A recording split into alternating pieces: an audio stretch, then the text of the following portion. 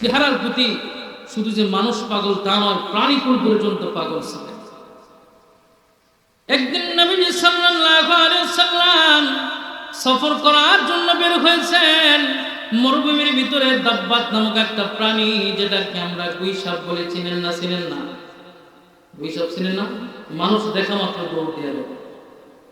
মরুভূমির ভিতরে দাব্বাত, এটা বড় রিয়ার জিনিস, সহজে খুঁজে পাওয়া যায় না। আল্লাহ নবী সাল্লাল্লাহু আলাইহি ওয়াসাল্লাম হযরত ওমর ফারুক রাদিয়াল্লাহু তাআলা আনহুকে নিয়ে সফর করতেছিলেন। এমন সময় নজর করে দেখলেন একজন ইহুদির ঘাড়ের ভিতরে একটা থলে। আল্লাহ নবী ডাক দেয়া বললেন, তোমার ঘাড়ের ভিতরে থলেটা এটা কিসের থলে? ইহুদি ডাক দেয়া বলতেছে, এটা বড় রেয়ার জিনিস, যেটা মানুষ দেখা মাত্রই দৌড় দেয়া দেয়, সহজে ধরা যায় না, তবে দাম অনেক বেশি। এবার আল্লাহ নবী ডাক দেয়া বলেন, কেমন জিনিস আছে বড় দামি জিনিস? আল্লাহ নবীকে ডাক দেয়া বললেন, পয়গম্বর।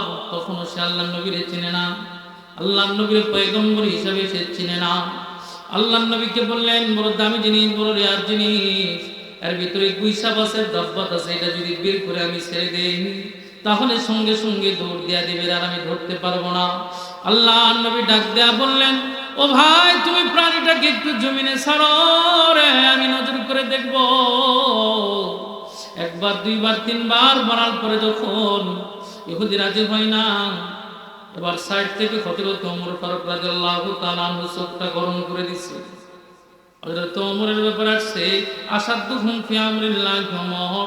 যত পয়গম্বরের সাহাবী ছিলেন, সবচাইতে কঠোর দিলওয়ালা সাহাবী ছিলেন হযরত ওমর, সবচাইতে কঠোর।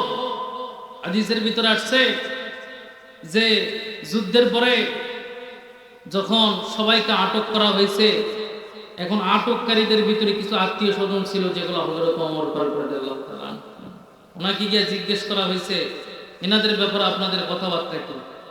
বলে, কোনো কথাবার্তা নাই, ওদেরকে সরাসরি শিরচ্ছেদ করে দেন, গর্দান আলাদা করে দেন, কোনো কথা নাই এদের ব্যাপারে। এরকম কঠোর দিলওয়ালা মানুষ ছিলেন উনি। হযরত ওমর ফারুক রাদিয়াল্লাহু তাআলা যখন চোখটা গরম করে দিয়েছেন, এবার দাব্বাত না ছেড়ে উপায় নাই, চোখের দিকে তাকাইছেন। আল্লাহ নবী ওমরের চোখের দিকে তাকাইছেন, তাকায় দেখেন ওমরের চোখটা লাল হয়ে গেছে। আল্লাহ নবী থাবা দিয়া বলেন, ওমর রে, মেজাজ গরম কইরো না, আমি নবীর দরদি কথা যার দিলে লাগবে না, মেজাজ দিয়ে আমি দরদি কথা বোঝাতে চাই না। এরকম দরদিওয়ালা নবী ছিল আমার নবী, এরকম দরদিওয়ালা নবী ছিল কার নবী? আমাদের নবী। পয়গম্বর বললেন, তুমি যদি দাব্বাতটা না ছেড়ে দাও, আমি তোমাকে জুলুম করব না, তোমাকে বাধ্য করব না ছেড়ে দেওয়ার জন্য। কিন্তু লোকটা যখন দেখলেন বারবার আমারে যখন আমার কাছে আবদার করে বসলেন আমার নবী, আমি দাব্বাতটা না ছেড়ে আর পারলাম না। একটা পর্যায়ে মুশরিকটা যখন দাব্বাতটা জমিনের উপরে ছেড়ে দিলেন, আসলে কথা মতো কথা ছিল যে মানুষ দেখা মাত্রই দাব্বাতটা দৌড় দিয়া দিবে, কিন্তু আল্লাহ নবীর চেহারা মুবারকের দিকে যখন তাকাইছে, মনে হয় কত বছর পর্যন্ত আল্লাহ নবীকে দেখার জন্য দাব্বাতটা পাগল ছিলেন। মুশরিক অবাক হয়ে গেছে, দুনিয়ার সাধারণ মানুষের সামনে দাঁড়াইলে দাব্বাতটা দৌড় দিয়া দেয়, এটা কোন মানুষের সামনে দাঁড়ায় গেলাম গো? দাব্বাতটা নজর করে চেহারার দিকে তাকায় আছে, একটা বারের জন্য চোখের পলক ফেলায় না। জব হুসন থাম কি জলওয়া নামা, जब हुस्न थाम की जलवा नामा, दुनिया की अनवार से क्या होगा। अल्लाह रब्बुल आलमीन अल्लाह नबीर चेहरा दिया कसम खाइছে, वद्दुहा वल्लैली इज़ा सजा मा वद्दाका रब्बुका वमा क़ला। আল্লাহ নবীর চেহারা দিয়ে আল্লাহ রাব্বুল আলামিন পর্যন্ত কসম খাইছে। অদ্দুহার ব্যাপারে আসছে, শুধু যে দিনের কসম না, না না, আমার নবীর চেহারার কসম করে বলতেছি। ওয়াল্লাইলি ইযা সাজা, আল্লাহর নবীর চুল বড় প্রিয় ছিল আল্লাহর কাছে।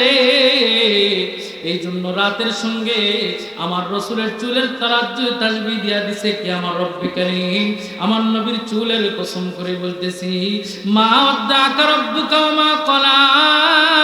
আল্লাহর নবী টেনশন কইরেন না, চিন্তার কোনো কারণ নাই। তায়েববাসী আপনার উপরে ঝাঁপিয়ে পড়বে, কিন্তু এক সময় তায়েববাসী আপনার দিকে মহব্বতের নজরে তাকাবে এবং সঙ্গে সঙ্গে তারা ঈমান নিয়ে আসবে। সুবহানাল্লাহ। আজকে যারা আপনার বিরুদ্ধে চলে গেছে, আপনাকে দুর্বল ভেবে আপনাকে ঠকানোর জন্য নানান প্রশ্ন নিয়ে চলে আসতেছি, একটা সময় এই মানুষগুলো আপনার কাছে চলে আসবে ঈমান আনার জন্য। একটা সময় মানুষগুলো আপনার কাছে ঈমান আনার জন্য আসবে, মহব্বতের নজরে আপনাকে দেখবে। কেন দেখবে? এই যে সূরাটা বললাম, এটা নাজিল হওয়ার পিছনে একটা ইতিহাস আছে, কিন্তু সময় অনেক কম। 11:30টার ভিতরে শেষ করার কথা বলছি। আপনারা কি বয়ান শুনবেন না চলে যাবেন? হ্যাঁ, শুনবেন? সবাই শুনবেন তো? আলহামদুলিল্লাহ। আর 10 মিনিট হলে সমস্যা আছে? চলো একটু। হ্যাঁ, এই যে অদ্দুহা সূরাটা নাজিল হয়েছে, এটার একটা শানে নজুল আছে। শানে নজুল হলো, আল্লাহ কোরআনের ভিতরে যত সূরা নাজিল করছেন, প্রত্যেকটা সূরা নাজিল হওয়ার পিছনে একটা কারণ আছে। কি আছে? কারণ আছে। এই কারণটাকে বলা হয় শানে নজুল। আর হাদিস, এই হাদিসের ব্যাপারে যেগুলা কারণ থাকে এগুলাকে বলা হয় শানে বুরুস। তো এই সূরা নাজিল হওয়ার ব্যাপারে একটা শানে নজুল আছে। এ ব্যাপারে দুইটা কথা আসছে। এক সময় আল্লাহর রাসূল যখন অসুস্থ হয়ে গেছে, তাহাজ্জুদের নামাজ পড়তে পারতেছে না, ইহুদি একজন নারী বলতেছিল যে আল্লাহর রাসূলকে যে ভূতে ধরছে, এই ভূত আল্লাহর রাসূলকে ছেড়ে দিছে, নাউজুবিল্লাহ। এই জন্য আর উঠতেও পারে না, নামাজও পড়তে পারে না। দ্বিতীয় নাম্বার, হাদিসের ভিতরে আসছে যে মক্কার কাফেররা যখন কোনোভাবে আল্লাহর রাসূলকে ঠকাইতে পারতেছিল না, এক পর্যায়ে তারা বিভিন্ন জ্ঞান নেওয়ার জন্য বিভিন্ন পণ্ডিতদের কাছে গেছে। এক সময় মদিনায় গেছে, মদিনার পণ্ডিতের থেকে যে জিজ্ঞেস করছে, পয়গম্বরের ঠকানোর বুদ্ধি কি? মুহাম্মদের ঠকানোর কোনো বুদ্ধি আছে আপনাদের কাছে? এবার বলতেছে, হুজুর আপনারা তো কোন চেষ্টা করে মক্কা থেকে মদিনায় আসেন নাই, চেষ্টা তো বহুত করছেন, কম চেষ্টা করে কিন্তু মক্কা থেকে মদিনায় আসেন না, বহুত চেষ্টা করে আসছেন। কিন্তু বাকি আর 3টা প্রশ্ন আমি দিব। 3টা প্রশ্ন। কয়টা? 3টা প্রশ্ন। পাদ্রী বলতেছে, ইহুদি পাদ্রী বলতেছে, আর 3টা প্রশ্ন থাকবে। এই 3টা প্রশ্নের যদি জবাব দিতে পারে বুঝবেন মুহাম্মদ সত্য পয়গম্বর। আর যদি পয়গম্বর জবাব না দিতে পারে তাহলে বুঝবেন মুহাম্মদ পয়গম্বর নয়। প্রথম নাম্বার প্রশ্ন করেছিলেন, আপনারা সকলেই জানেন যে কিছু যুবক এক সময় তাদের ঈমান বাঁচানোর জন্য তারা তাদের এলাকা ছেড়ে, বর্ষা দাকাইলুস ওই সময় ছিল, ঈমান বাঁচানোর জন্য তারা তাদের ঈমানকে রক্ষা করার জন্য পাহাড়ের গুহায় গিয়ে আশ্রয় নিয়েছিল, অর্থাৎ আসহাবে কাহাফ। এই আসহাবে কাহাফের ব্যাপারে তাদের প্রশ্ন ছিল যে আসহাবে কাহাফের ব্যাপারে তোমরা পয়গম্বরকে প্রশ্ন করবা, সে যদি জবাব দিতে পারে তাহলে বুঝবা পয়গম্বর। প্রশ্নগুলো মনোযোগ দিয়ে শুনবে। দ্বিতীয় নাম্বার, মাশরিক থেকে নিয়ে মাগরিব পর্যন্ত একজন মানুষ সফর করেছে, এই মানুষটার ব্যাপারে যদি বলতে পারে তাহলে বুঝবেন সে কি পয়গম্বর। এই মাশরিক থেকে নিয়ে মাগরিব পর্যন্ত যিনি কি করেছেন, সফর করেছেন, এই মানুষটার ব্যাপারে যদি সে কিছু বর্ণনা দিতে পারে তাহলে বুঝবা মুহাম্মদ সত্য নবী। তৃতীয় নাম্বার, রূহ এই জিনিসটা কি, এ ব্যাপারে প্রশ্ন করবা। আমি এগুলো বলবো না, এগুলো অনেক লম্বা টাইম, এগুলোর ব্যাপারে বলবো না। তবে প্রশ্ন যে করছে মানে শানের নুজুলটা বলতেছে। তো প্রশ্ন, এগুলা প্রশ্ন নিয়ে যখন আল্লাহ রসুলের কাছে চলে আসছে, আল্লাহ রসুলকে প্রশ্ন করছেন যে আল্লাহ নবী, আপনাকে আমরা নবী মানব, তবে আমাদের কিছু কি আছে প্রশ্ন। প্রশ্ন নাম্বার 1, আসহাবে কাহাফের ঘটনা একটু আমাদের সামনে বর্ণনা করতে।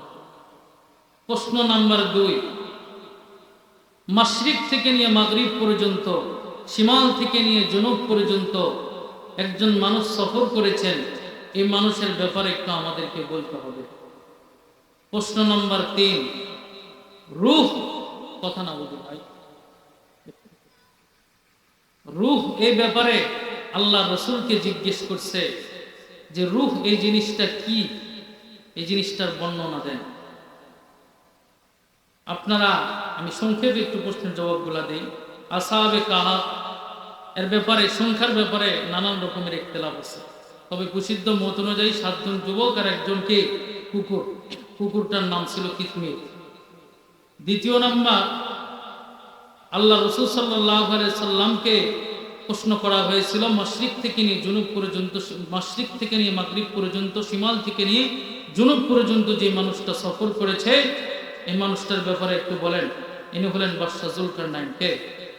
বাদশাহ যুলকারনাইন। এখন তৃতীয় নাম্বার প্রশ্ন, রূহ। আল্লাহ রাব্বুল আলামিন রূহের ব্যাপারে বলেন এটা হলো সাদা একটা গোশতের টুকরা। কি? সাদা একটা গোশতের টুকরা। তবে যতক্ষণ পর্যন্ত রূহ নামক জিনিসটা তরতাজা থাকবে, পরিষ্কার থাকবে, পবিত্র থাকবে, গুণামুক্ত থাকবে, ততক্ষণ পর্যন্ত এর দাম আছে। যতক্ষণ পর্যন্ত লাইটের গোড়ায় লাইন আছে, লাইটের দাম আছে। লাইটের গোড়ায় লাইন নাই তো লাইটের দাম আছে? আলো থাকবে, অন্ধকারে পরিণত হয়ে যাবে। এই কলবটাও হলো এমন, রূহ নামক জিনিসটাও এমন, যতক্ষণ পর্যন্ত সাদা আর চকচকে থাকবে এর দাম আছে। যখনই অন্ধকার হয়ে যাবে তখন আর দিনের কথা ভালো লাগবে না, ইমানের কথা ভালো লাগবে না, আমলের কথা ভালো লাগবে না। বুঝছেন? এখন এইগুলা প্রশ্ন গিয়ে আল্লাহ রসুলকে করছে। আল্লাহ রসুল বলছেন প্রশ্নের জবাব তো ইনশাল্লাহ, প্রশ্নের জবাব দিব, তবে আগামীকাল তোমরা আমার সঙ্গে দেখা করো, তোমাদেরকে প্রশ্নের জবাব দিয়ে দেবো।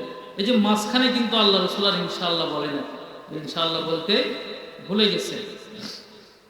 এই যে মাঝখানে আল্লাহ রাব্বুল আলামিন ইনশাআল্লাহ বলতে, আল্লাহ রসুল ইনশাআল্লাহ বলতে ভুলে গেলেন। একদিন গেছে জিব্রাইল আলাইহিস সালাতু ওয়াস সালাম ওহী নিয়ে আসেন। 1 দিন 2 দিন 3 দিন 4 দিন এভাবে 15 দিন পর্যন্ত চলে যায়। জিব্রাইল আলাইহিস সালাতু ওয়াস সালাম ওহী নিয়ে আল্লাহ রসুলের